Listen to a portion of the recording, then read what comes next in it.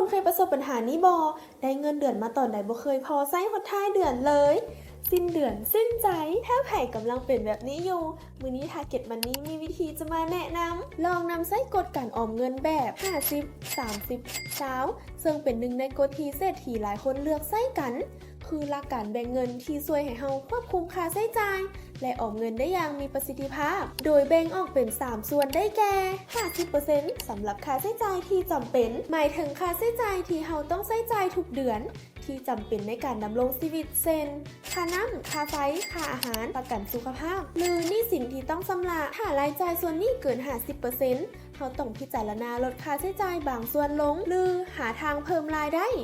30% เงินสำหรับซื้อความสุขให้กับตัวเองเช่นการท่องเที่ยวช้อปปิ้งซื้อเครื่องที่ตัวเองอยากได้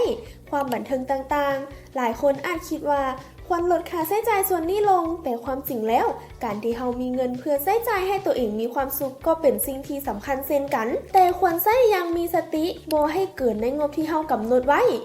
20% ใช้สำหรับการออมและการลงทุนเงินส่วนนี้สำคัญหลายเพราะเป็นเงินที่ช่วยสร้างอนาคตที่มั่นคงไม่ว่าจะเป็นเงินออมฉุกเฉินเงินเพื่อเป้าหมายต่างๆหรือการลงทุนเพื่อให้เงินงอกเงยเช่นกองทุนรวมหุ้นหรือทรัพย์สินอื่นๆที่มีมูลค่าเพิ่มขึ้นตามกาลเวลาเอาควรมีเงินสำหรับฉุกเฉินอย่างน้อย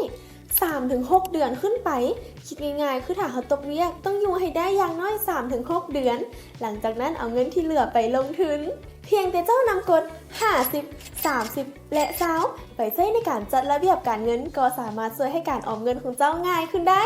เทคนิคนี้จะเฮ็ดให้เราเห็นภาพรวมของรายรับและรายจ่ายได้ชัดเจนขึ้นลดปัญหาใช้เงินเกินตัวและยังเป็นการสร้างวินัยทางการเงินในระยะยาวแล้วทุกคนมีเทคนิคการออมเงินที่เห็นแล้วได้ผลกันบ่